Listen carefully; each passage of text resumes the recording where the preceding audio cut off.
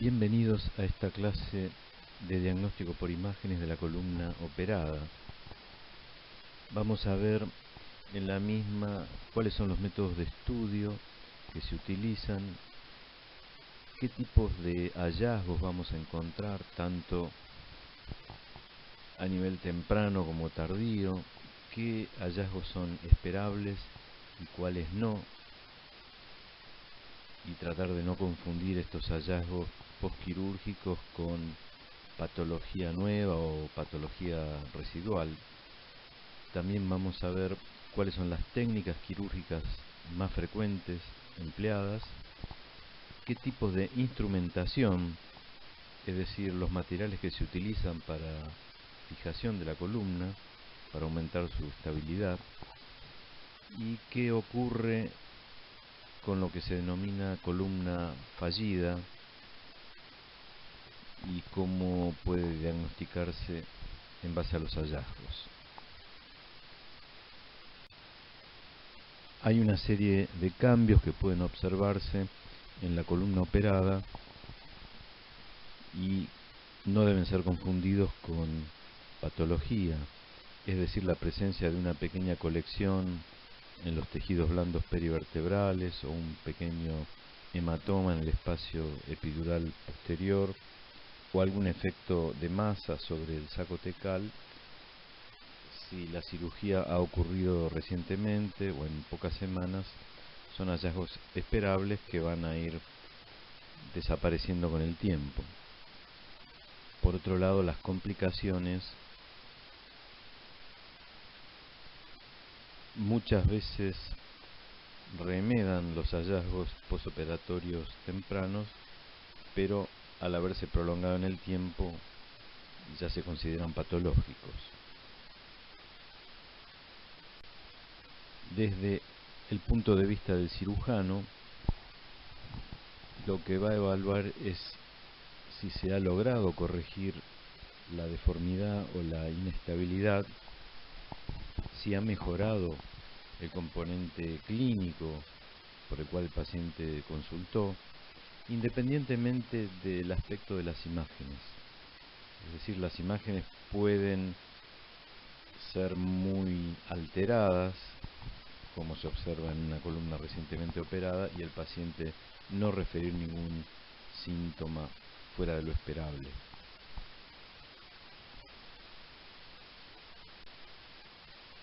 En cuanto al tipo de cirugía, en general vamos a encontrar una vía de abordaje posterior y menos frecuentemente una vía de abordaje anterior, ya sea en el cuello o a través del abdomen.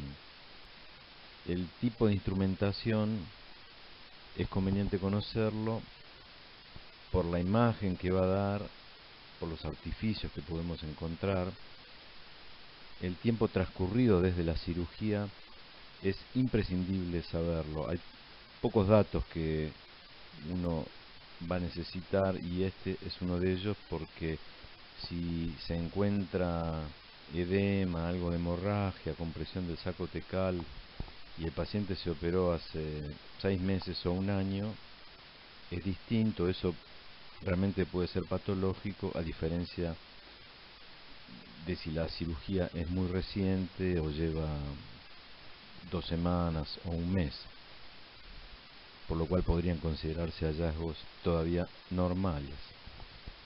Y el síndrome clínico actual, es decir, cuál es el motivo por el cual se está requiriendo la imagen luego de la cirugía, son pocos los casos que van a imagen luego de la cirugía y en general es por persistencia del dolor o la presencia de un déficit motor.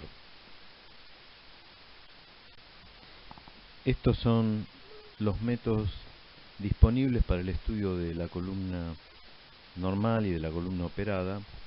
Están resaltados en color naranja los más útiles y los más frecuentemente utilizados. En general vamos a ver que un paciente tiene casi todos hechos: la radiología convencional, tomografía y resonancia magnética, porque la información final puede ser la suma de lo encontrado en cada uno de ellos. la radiología convencional es muy utilizada porque además de ser económica y encontrarse en todas las instituciones, permite ver un panorama global de la columna, evaluar la alineación, evaluar el estado de los elementos que se han implantado. No tiene artificios por metal como tiene la tomografía y la resonancia, y por eso en general acompaña a un estudio de resonancia, por ejemplo. Aquí vemos que es muy nítida la imagen de la columna y de los implantes metálicos con ausencia total de cualquier tipo de artificio. Se hace un frente, un perfil y se observan tornillos colocados a ambos lados en cada pedículo, unidos por una barra, y elementos de separación discal en los niveles L3-4 y L4-5. Aquí vemos a nivel de L5 un elemento hipodenso que está dado por una jaula de carbono, es decir, es un implante que se coloca a nivel del espacio discal y cuerpo vertebral y se rellena con hueso para lograr una fijación transdiscal de la columna. La tomografía computada es muy empleada, sobre todo porque permite reconstrucciones 3D en todos los planos que uno desee, y es muy útil para evaluar lo que se denomina pseudoartrosis, que es una mala fijación de los pequeños fragmentos óseos que se utilizan y se colocan alrededor de las articulaciones apofisarias para que se genere un hueso nuevo y quede estabilizada la artrodesis. Entonces permite visualizar si esos fragmentos óseos se han fusionado o todavía permanecen separados entre sí. Pese a ser elementos metálicos, vemos que hay muy pocos artificios porque se trata de titanio, a diferencia de antiguos materiales que eran de acero e introducían muchos artificios que dificultaban la visualización de las imágenes. Aquí vemos tornillos colocados a ambos lados en los pedículos de L3, L4 y L5, y la presencia de espaciadores discales que generalmente se colocan junto a injertos óseos para facilitar la fusión o artrodesis entre los distintos segmentos. Observamos aquí la diferencia en los artificios producidos por la presencia de un alambre de acero con muchos artificios y un tornillo de titanio que es más grueso que el alambre y sin embargo prácticamente no produce artificios. Si bien en tomografía computada pueden verse las consecuencias de infecciones con la presencia de colecciones y edema y la presencia de hemorragias, por otro lado, en resonancia magnética los elementos neurales como las raíces dentro del saco tecal o la médula espinal son mucho más claramente demostradas. También se analiza mejor en resonancia magnética el estado del disco intravertebral y posibles herniaciones del mismo. Este es un estado postquirúrgico de algunas semanas. Vemos la secuencia T1, la secuencia STIR, que es una secuencia muy útil porque satura la grasa y deja ver todo lo que es líquido, edema, colecciones, y a la derecha el T1 con gadolinio. Se observa detrás de los cuerpos vertebrales L5 y S1 un engrosamiento que luego del contraste muestra una zona central de escasa captación que correspondía a un absceso epidural anterior. Entonces recordemos que como en el resto del organismo, los abscesos tienen un realce de su pareo de los tejidos circundantes, pero no de su interior. Esta diapositiva es únicamente para demostrar cómo una resonancia magnética ante la presencia de elementos metálicos de acero puede ser ilegible. La imagen de la derecha realmente se adivina que es una columna, pero no es posible efectuar ningún tipo de diagnóstico. Por otro lado, en estas imágenes de la columna cervical, a la izquierda es una radiografía simple y a la derecha la resonancia magnética. Prácticamente no hay artificios que interfieran con el proceso diagnóstico. En esta diapositiva y en la siguiente hay una extensa enumeración de los hallazgos postquirúrgicos tempranos. Vemos, por ejemplo, que el efecto de masa sobre la región posterior del saco tecal puede durar 1 o 2 meses, o los cambios edematosos en la grasa y los tejidos musculares hasta 6 meses. Por eso decíamos al principio que es imprescindible conocer cuánto hace que el paciente fue operado, porque la persistencia de estos hallazgos, por ejemplo, después del año, año y medio, indica que allí está ocurriendo probablemente una infección, o puede haber una pérdida por una fístula de líquido cefalorraquídeo, y entonces la trascendencia del hallazgo es muy distinta. Los platillos vertebrales pueden demostrar edema y realce postcontraste, que debe ser diferenciado de lo que ocurre en una infección del tipo de la espondilodicitis. En la espondilodicitis el realce suele ser más intenso, se acompaña de alguna colección subligamentaria anterior o posterior, y el paciente suele tener fiebre, y en el laboratorio se evidencia leucocitosis. Y si hubo apertura del saco tecal, puede quedar una irritación de las raíces nerviosas con captación de contraste durante 3 a 6 semanas. En una cirugía reciente estamos observando la presencia de edema y líquido residual en exceso en los planos perivertebrales posteriores del lado izquierdo. Aquí vemos en las dos imágenes de arriba cómo existe una alteración de la grasa epidural con presencia de una pseudomasa dentro del canal que contacta con el saco tecal, que es pequeño en este corte.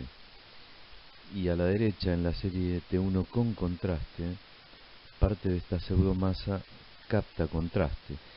Estos son cambios habituales cuando hay tejido de granulación. A los 3 años, esta pseudomasa o tejido de granulación ha disminuido notablemente, aunque persiste todavía la captación de contraste. No está claro cuánto tiempo puede persistir esta captación de contraste, a veces dura toda la vida. La cuestión es que no tiene ninguna trascendencia cuando es lo único que se observa en un estudio de control. Se emplean términos como fibrosis o epiduritis o tejido de granulación de manera intercambiable. Por lo general es un hallazgo normal a lo largo de los años, pero a veces puede haber fenómenos irritativos cuando la raíz se encuentra rodeada por este tejido y el paciente se queja de dolor persistente. Yo recomendaría usar el término imágenes compatibles con tejido de granulación y evitar usar los términos epiduritis o fibrosis, porque suena más a complicaciones cuando en realidad pueden ser cambios normales posquirúrgicos alejados. Este también es un hallazgo normal, es decir, la protrusión del saco dural a través del defecto quirúrgico en el arco posterior. hay un término que no hay que confundir y es el de pseudomeningocele postquirúrgico. Ese término se emplea cuando hay una colección en los planos perivertebrales inmediatamente adyacentes y van a significar la presencia de una probable fístula de líquido cefalorraquídeo. En este caso se efectuó hace pocos días una discoplastia, es decir, se colocó una prótesis discal para aumentar la altura del espacio discal por vía anterior a través del abdomen, y entonces ha quedado señalado ahí con la flecha la presencia de un pequeño hematoma adyacente al borde medial del músculo psoas en el lado izquierdo, que si esperamos el tiempo suficiente se reabsorbe sin otras complicaciones. Este es un estado posoperatorio reciente. Las dos imágenes de arriba, T1 sin contraste, las dos de abajo, T1 con contraste.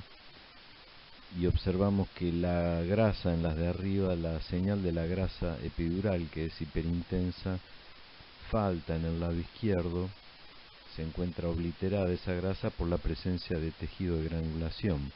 En las dos de abajo, en la serie con contraste, este tejido capta contraste y adquiere una señal muy similar a la de la grasa epidural. También se ve un realce del platillo vertebral, es decir, ahí en el espacio discal, que corresponde al curetaje que se hace sobre dicho platillo. Este realce puede durar aproximadamente hasta 6 meses. Entonces, alguien se puede preguntar por qué solicitar una resonancia magnética si hay tanta alteración posquirúrgica. Y en realidad los motivos son la presencia o la aparición de síntomas nuevos o la agravación de síntomas preexistentes o síntomas no esperados, como mayor dolor, supuración, fiebre.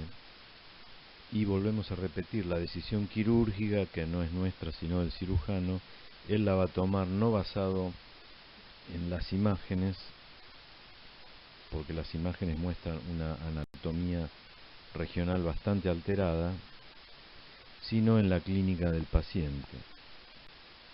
Vemos en una publicación reciente que el 58% de los pacientes en esta serie presentó un hematoma epidural posterior asintomático. Allí se lo ve en estas dos secuencias T2 con la flecha, esa lesión o colección hiperintensa que hace impronta sobre el saco tecal.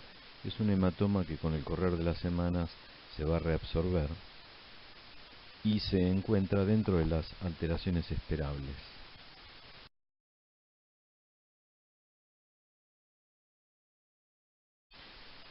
Vamos a abordar ahora los tipos de técnicas quirúrgicas.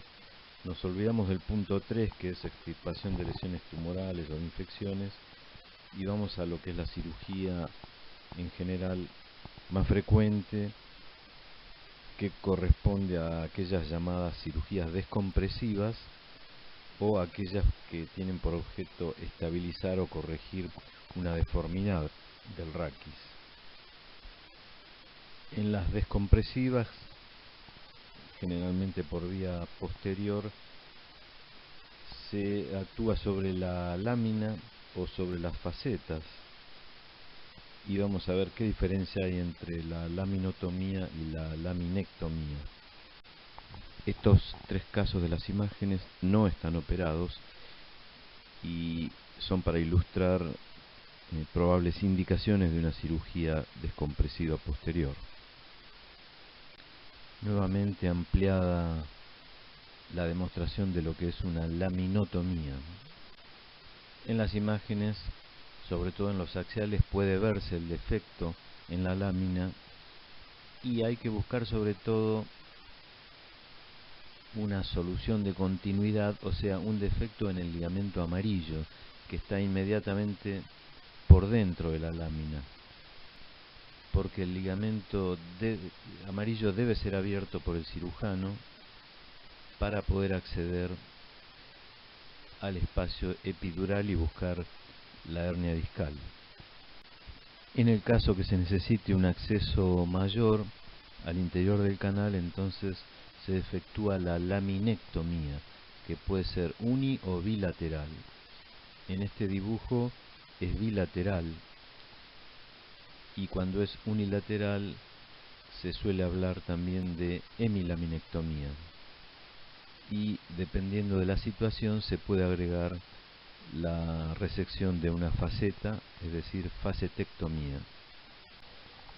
Aquí vemos una laminectomía derecha o una hemilaminectomía derecha, como más les guste. En la serie T1 con contraste, entonces se observa el refuerzo de todo este tejido en la brecha quirúrgica, que es tejido de granulación.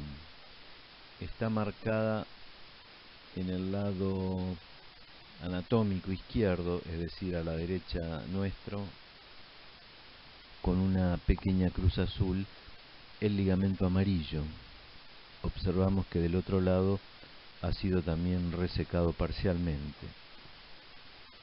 Y decíamos antes que a veces cuando se hace, no esto que es una laminectomía que se ve siempre, sino la laminotomía, que puede ser esta ventana pequeña, uno puede no llegar a ver el defecto óseo, pero si lo busca con cuidado, el defecto en el ligamento amarillo lo podemos encontrar.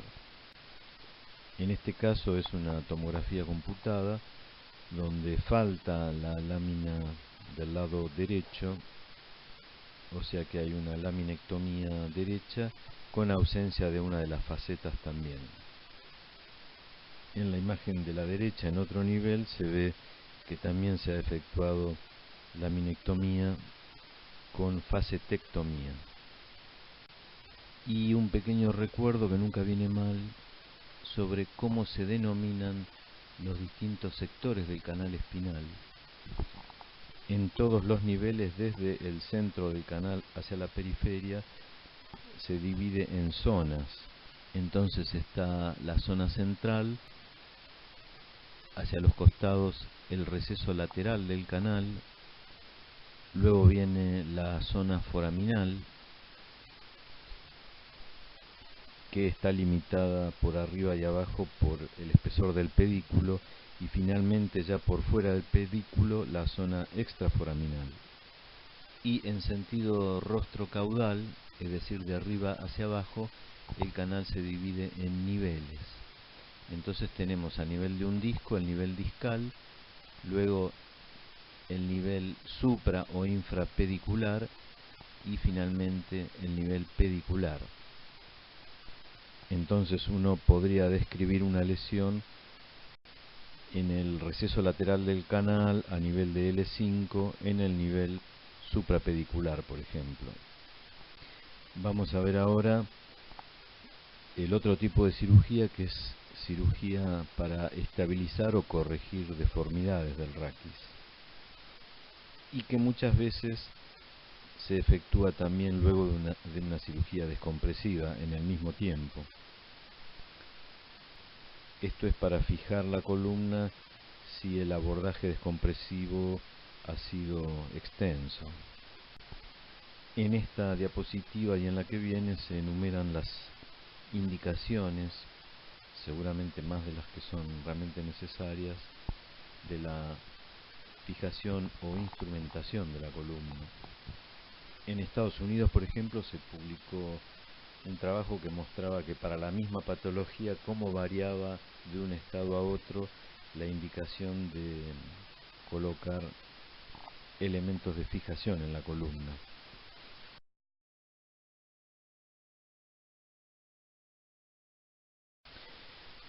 Vemos una lista de la mayor parte de los materiales empleados para la fijación instrumental de la columna. Seguramente hay superposición de funciones en algunos de ellos y la lista no es del todo completa, y no traten de encontrar estos materiales en las mejores casas del ramo del barrio porque algunos son muy especializados. y vamos a encontrar dos grandes grupos de dispositivos, que son aquellos que van anclados o atornillados a las vértebras y aquellos que se colocan en el espacio discal. Y el concepto que está enmarcado en la última frase de esta diapositiva es que la mayoría de las instrumentaciones se acompañan de injertos óseos, es decir, al paciente se le retiran fragmentos óseos de la cresta ilíaca, por ejemplo, y se colocan o en el espacio discal junto a espaciadores sintéticos o alrededor de las facetas articulares que se curetean y se colocan ahí en aposición estos fragmentos óseos hasta que consoliden. Y la idea es lograr una artrodesis por fusión ósea, porque a la larga, si no se logra una buena fusión ósea, los elementos metálicos corren riesgo de fracturarse, ya que sufren desgaste mecánico y la elasticidad es menor que la del hueso. El ortopedista, cuando es posible, corrige la desalineación y entonces emplea estos elementos de fijación metálica para mantener la nueva posición más fisiológica y dar tiempo a que ocurra la fusión de los injertos óseos que se hayan empleado. En teoría, una vez lograda esta fusión de los injertos óseos, se podría retirar la instrumentación, pero implica otra cirugía y muchas veces no se la retira. Aquí vemos elementos de fijación de los más usados, que consisten en colocar en cada vértebra un tornillo en el pedículo, que se llama tornillo pedicular, y por detrás esos tornillos se unen con una barra. El tornillo ya viene preparado para aceptar en su región posterior el pasaje de esta barra.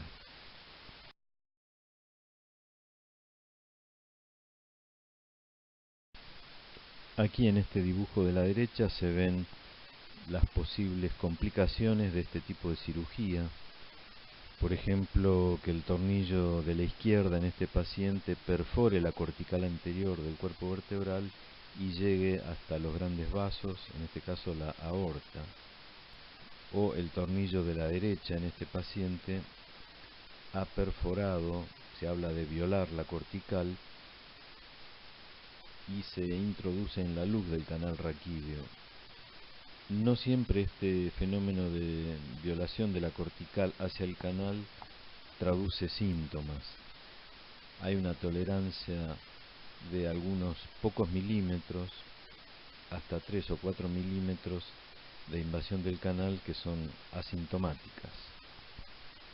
También está representado en este esquema una ruptura del tornillo derecho y una pequeña fístula de líquido cefalorraquídeo que, como decíamos al principio, puede denominarse un pseudomeningocele posquirúrgico, aunque es un título que suena un poco alarmante. Uno puede decir directamente que existe una colección en los tejidos blandos perivertebrales posteriores y en general es muy difícil demostrar cuál es el pequeño sector donde se encuentra el defecto en la dura madre. Aquí vemos distintas formas de perforación de la cortical. En la imagen de la izquierda, el tornillo perforó la cortical medial del pedículo.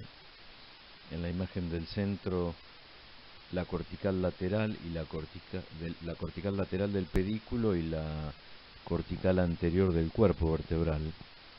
Y en la imagen de la derecha, la cortical lateral del pedículo derecho del paciente. Otros ejemplos de perforación de la cortical medial del pedículo en tomografía computada a la izquierda y en resonancia magnética a la derecha. También puede ocurrir que el tornillo se desplace hacia arriba y perfore la cortical del platillo vertebral superior, como en este caso. A y B son placas convencionales y D es resonancia magnética T1. Además de la posición de los elementos de implante metálico, se puede valorar también su solidaridad con el hueso. Por ejemplo, en este caso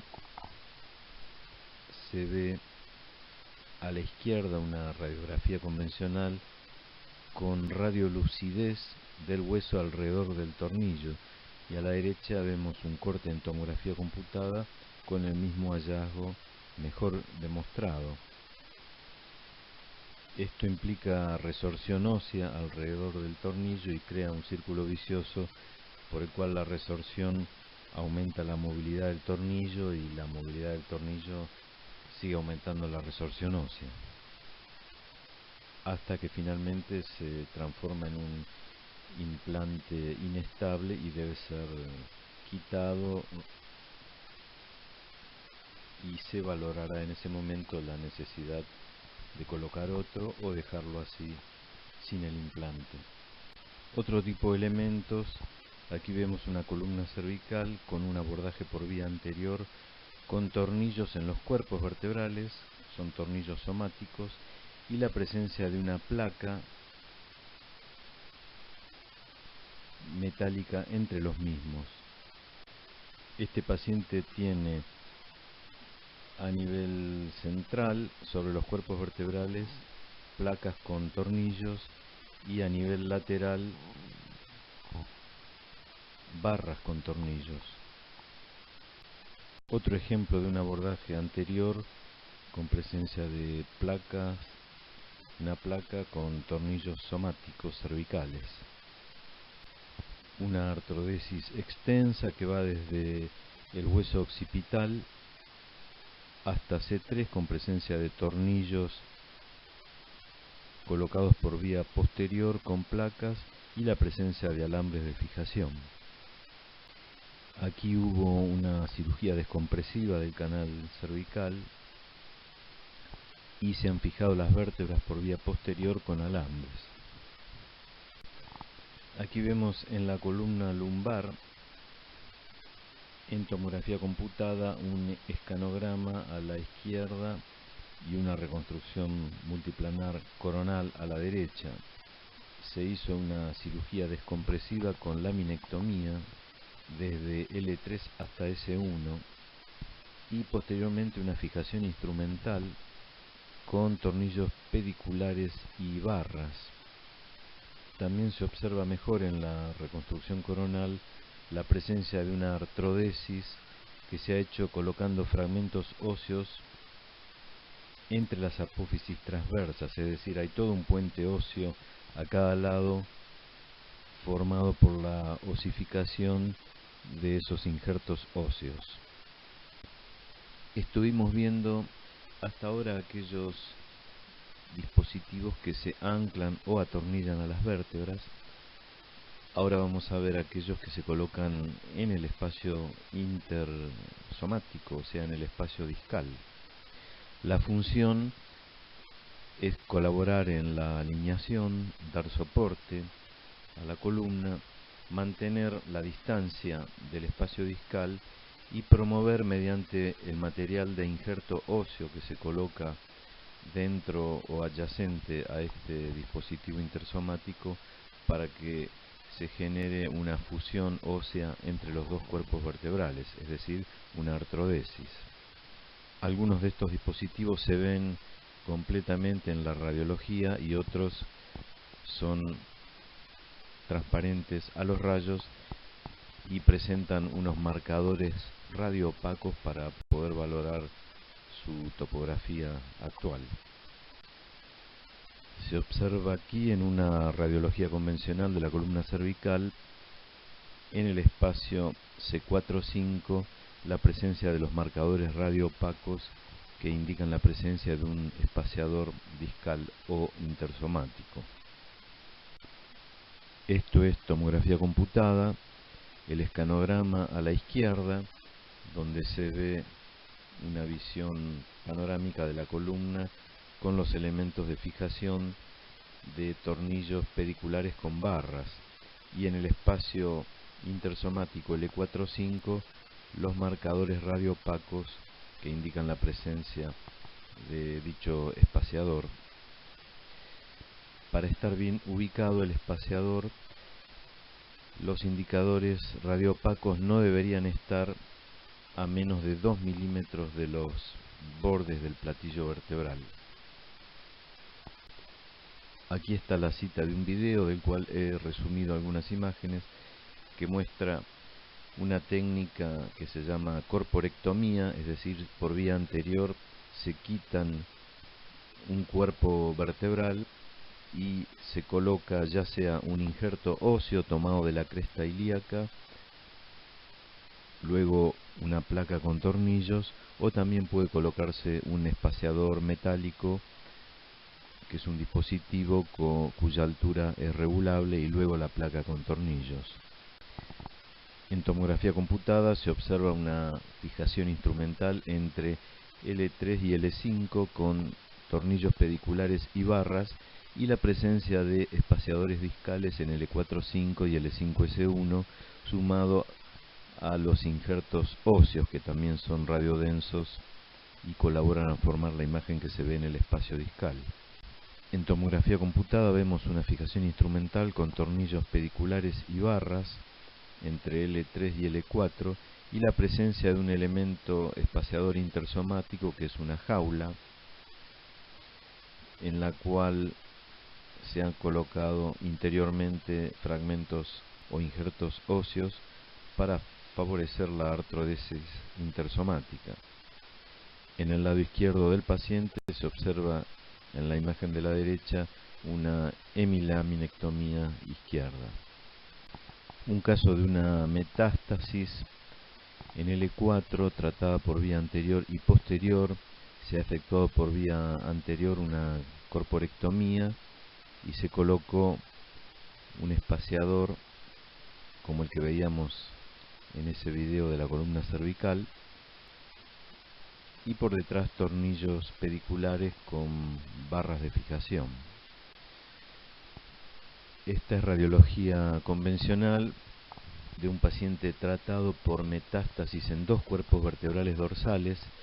En los mismos se ha efectuado un procedimiento de vertebroplastia o cementación, que consiste en inyectar por vía posterolateral, por punción, este material de cementación que al fraguar mantiene la estabilidad y la altura de la columna, y luego por vía posterior se ha fijado la columna con tornillos pediculares y barras.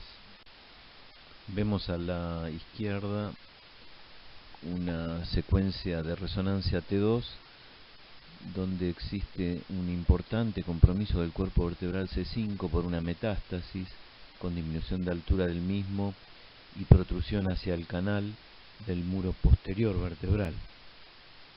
Fue operado por vía anterior y se colocó una jaula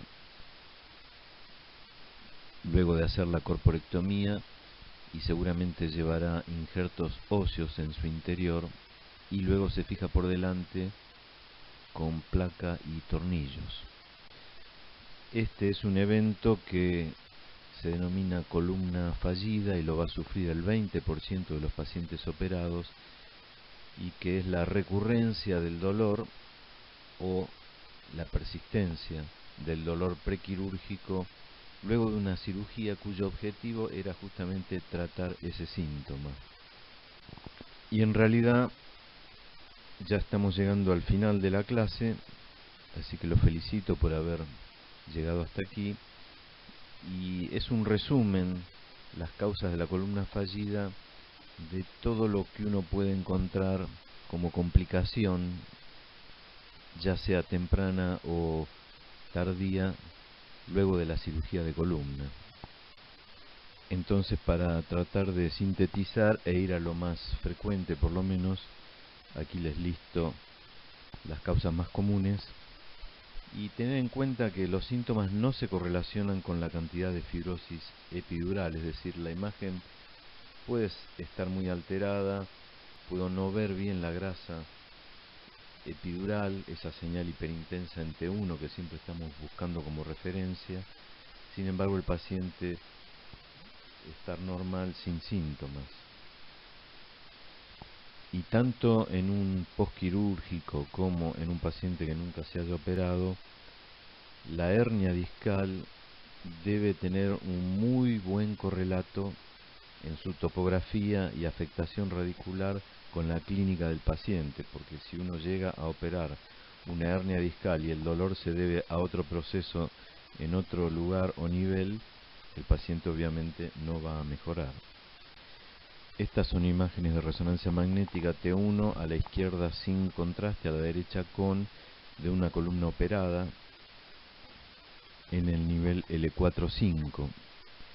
La cirugía fue hace muchos meses y se ve una pseudomasa allí en el lado izquierdo del paciente en contacto con el saco tecal, y luego de la inyección del contraste el realce es fundamentalmente periférico en la lesión. Esto indica que se trata probablemente de un fragmento discal y no de tejido de granulación, porque como veremos en la diapositiva siguiente, el tejido de granulación se comporta distinto, se comporta con un realce más pleno. También es cierto que transcurrido mucho tiempo el tejido de granulación invade la hernia discal y la captación de contraste se hace más homogénea.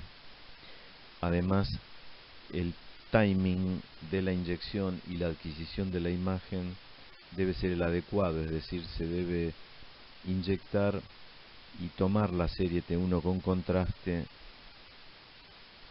en forma inmediata y no dejar pasar varios minutos, porque en ese caso la hernia discal puede comenzar a tomar contraste. Este es otro paciente, también resonancia T1 sin y con contraste, intervenido a nivel L5S1 a través de una hemilaminectomía izquierda. Se observa también una pseudomasa en el receso lateral izquierdo del canal y luego del contraste hay una tinción prácticamente completa de la lesión, lo cual sugiere tejido de granulación y no recidiva de la hernia discal. Estos casos generalmente no se operan cuando existe tejido de granulación porque el éxito de la cirugía es malo. En cambio, cuando hay recidiva de la hernia, es probable que la cirugía esté bien indicada. Luego de una cirugía a nivel lumbar alto, el paciente a la semana comienza con fiebre, dolor lumbar, leucocitosis en el laboratorio, proteína C reactiva elevada, y son todos datos que indican la presencia de una infección. La imagen abona el diagnóstico con una disminución de la señal T1 en los cuerpos vertebrales y en el espacio discal L1-2. La señal se encuentra aumentada en la secuencia STIR, indicando la presencia de edema óseo y edema en el mismo disco intervertebral, y en la serie con contraste hay un marcado realce de los cuerpos vertebrales comprometidos, con engrosamiento de tejidos pre- y retrovertebrales. Todos los datos apoyan la presencia de una infección discal y vertebral denominada espondilodicitis. Ya habíamos adelantado esta complicación, es una causa de columna fallida temprana, una medialización del tornillo pedicular en L3 y en L4 no mostrado del lado derecho.